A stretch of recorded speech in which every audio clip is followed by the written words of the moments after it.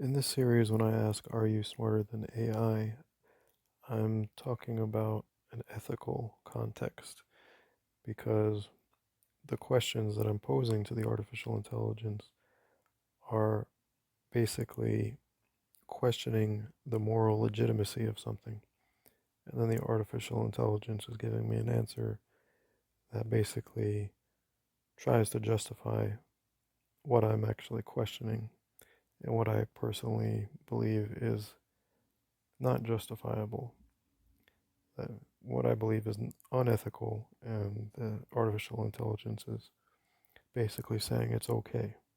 So in the previous talk, I asked the AI, what's the difference between taxation and extortion, right? That question implying that maybe there is no difference, and since extortion is criminal and considered unethical, you know, taxation would be as well if they're actually one and the same. If taxation is just a form of extortion, then it's not ethically legitimate.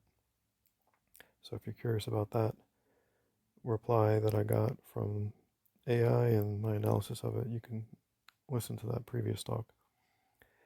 In this talk, I'm going to tackle another major social issue that most people think is legitimate, and unsurprisingly, so does the artificial intelligence, which of course was programmed by people. So I'm going to read my question, and then I'll read the response I got from Leo, the AI chat computer. So I asked, why aren't most people vegan? Leo responded, choosing a diet is a personal decision influenced by various factors, including cultural, economic, and health considerations. Not everyone may have access to or be able to afford a vegan diet. Some people may also have dietary needs or preferences that make veganism challenging. Additionally, personal beliefs and cultural traditions can influence food choices. It's important to respect each individual's dietary decisions. End quote. So I think most people would find Leo's response here acceptable. Um, but I'm going to do my best to explain why it's not actually a very intelligent and ethically correct response. So let's start from the top.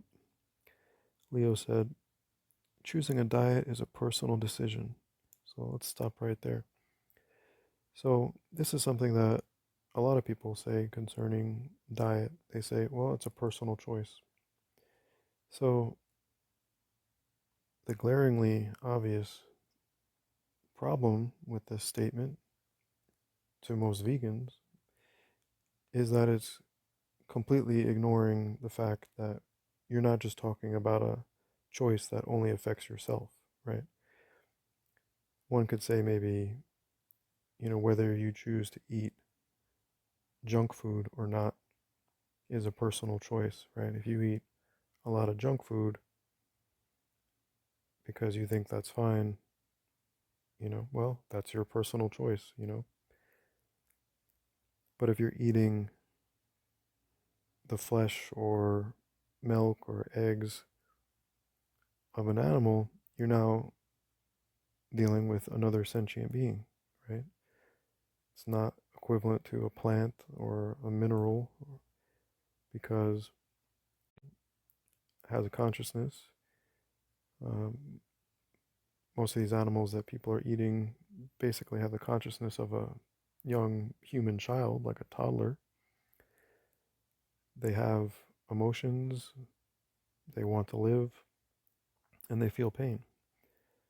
They know when they're under threat of death and they try to escape, right? That's why you see animals trying to escape slaughterhouses. And obviously, if you go up to an animal and start hitting it or cutting it, it's going to, run away. these domesticated animals are going to do that. Of course, there's some wild animals that will express their displeasure through defending themselves forcefully.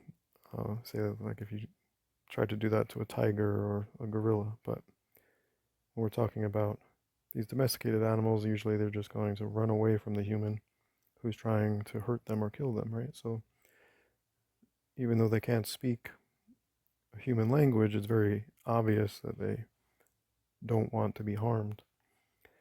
So it's not just a personal choice because you're involving another sentient being. So this idea that your diet, when it includes animal products, is just a personal choice is false. Okay, continuing with Leo's response, um, saying influenced by various factors, including cultural, economic, and health considerations. Not everyone may have access to or be able to afford a vegan diet. So this is almost universally untrue. As far as access goes, uh, most people have access to rice, beans, and vegetables, you know, this potatoes, on and on. Um, you know, just produce that you would find at any supermarket or growing in, a farm or a garden. If you live in the Arctic, then your only food available would be like fish or, I suppose, if you're hunting a polar bear or something like that. But for most people, this is untrue. So to say that it is a legitimate excuse for most people doesn't hold up because it's just not true that not everyone may have access to plant foods. Most people do. And if you're choosing to go into some place like the Arctic for just some kind of adventure or expedition or something like that, that's not because you had to go there, right? So it's like if you go to some place, if you basically put yourself in a desert island scenario and then say, oh, well, I had to kill the other people on the island because there was no other food. You didn't have to go, but you didn't have to go to the desert island in the first place, and you knew that that was going to be the situation when you got there, then ethical consideration should have caused you to hesitate to put yourself in a situation where you would have to be violent in order to survive when you don't need to go there. So that's some commentary on that I haven't heard before, so I wanted to put out there. But again, not everyone may have access is just largely untrue. And then the second part of the statement, or be able to afford.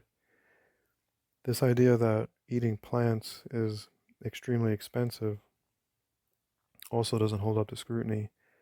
Again, when you go to the supermarket, some of the least expensive food is like dried beans, dried split peas, frozen vegetables, etc. Uh, it's not the most high-priced items in the store at all. It's usually actually some of the least expensive items. Of course, you can get processed, packaged are very expensive. Or you can go to a very expensive vegan restaurant. I'm not saying there's no expensive vegan foods. Of course there are. But the idea that plant foods as a category are the most expensive foods is just false. So this excuse of not everyone having access or being able to afford a vegan diet really doesn't hold up. And I think if you can just, look at objective reality, you'd have to agree with that. That doesn't hold up as a solid excuse for most people. So continuing, Leo says, some people may also have dietary needs or preferences that make veganism challenging. So, of course, there's a lot of debate as to what's the healthiest diet, but the truth of the matter is there are millions of people that are healthy as vegans, and there's much scientific evidence and nutrition studies that show that a plant-based diet can be very healthy, when it's done right. Um, you can get your vitamin B12 from bacteria. You can get your omega-3s from algae, which is where the fish get it from, by the way, if you didn't already know.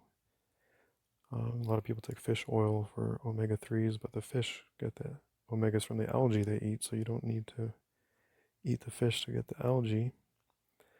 Um, but rather than get into all of that, more of the nutrition science, which you can, look into yourself. And of course, there's going to be a lot of what I would call propaganda against veganism and a lot of skewed studies and so on. But just the fact that there are very healthy vegan athletes and always have been, going back to biblical times, right? The book of Daniel, what they call the Daniel diet, where he just ate a vegan diet rather than eat the king's uh, flesh foods and so on, and demonstrated that he was actually stronger for doing so.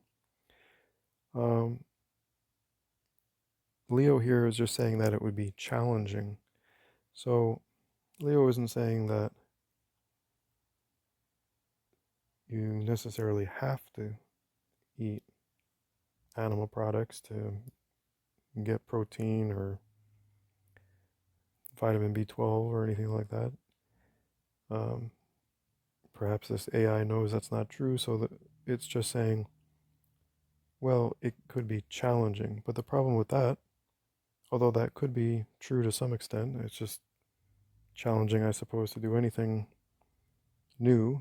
Changing habits, you could say, is challenging to some degree. You got to learn how to modify some recipes here and there. So you could say that's a bit challenging, although not very much so in my experience. Even if that was true, what should take precedence? The life of another sentient being, or having a little bit of a challenge, you know, going down a different aisle in the supermarket, you know, just checking a box to see if it has the V on it for vegan. Okay, it's a little more challenging, but when you scale that, when you put that on a scale, and the life of a sentient being on the other side, the life of the other being that wants to live should outweigh the little bit of a challenge that it might be for you to familiarize yourself with a plant-based diet. So that doesn't hold up as a valid excuse either. So Leo continues, additionally, personal beliefs and cultural traditions can influence food choice. So, well, cultural traditions, that's just appeal to tradition, which is a logical fallacy. If someone is saying, "Oh, I believe this is unethical," and then the other person just responds, "Oh, but it's tradition," that's not a sound argument, counter argument, right? And I've had people say that to me, like in response to me saying, "Well, I think we should be vegan," and they say, "Oh, well, it's been a tradition in my family to eat meat, and we go, hunting is a tradition in my family." Just because something is a tradition doesn't mean it's right. That doesn't mean correct. What actually makes something ethically good or bad, what makes something ethically bad in particular, is whether it's abusive or not. So just because an abuse has been going on and on for generations as a tradition doesn't mean it's ethically legitimate.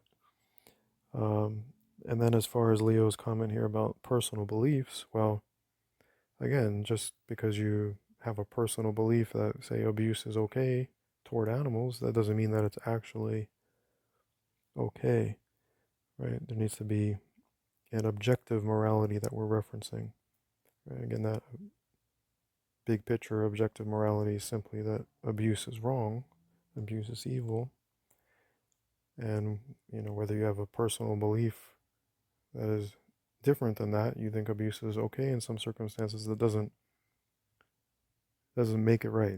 This is like an argument for moral relativism. Well, if someone believes it's good, then it's good. Well, that doesn't hold up, because then there is no morality, right? This is this moral nihilism, and there wouldn't be any point in having a moral argument in the first place, right? Everything, there's no good or bad. Do what thou wilt. Basically this satanic moral nihilism as an argument, which is not a good argument. And then finally, Leo says, it's important to respect each individual's dietary decision. So Leo just kind of reiterated her, quote marks, of course, um, just putting a gender on this computer for conversational purposes, reiterating this idea that it's a personal choice, right? This AI is just repeating their initial statement with the conclusion. The initial line was, choosing a diet is a personal decision, and then it ends with, it's important to respect each individual's dietary decisions. Well, again, that would hold up if the individual's decision wasn't affecting or harming or killing other people, right? That's a major factor, right? That's a huge detail to ignore, right? As if the fact that the decision involves violence towards others, as if that's irrelevant, is actually ridiculous and completely morally bankrupt. So I'll end it here. I hope you found this analysis of artificial intelligence thought-provoking, and I hope you'll consider going vegan. It's definitely the right thing to do. All right, thanks for listening.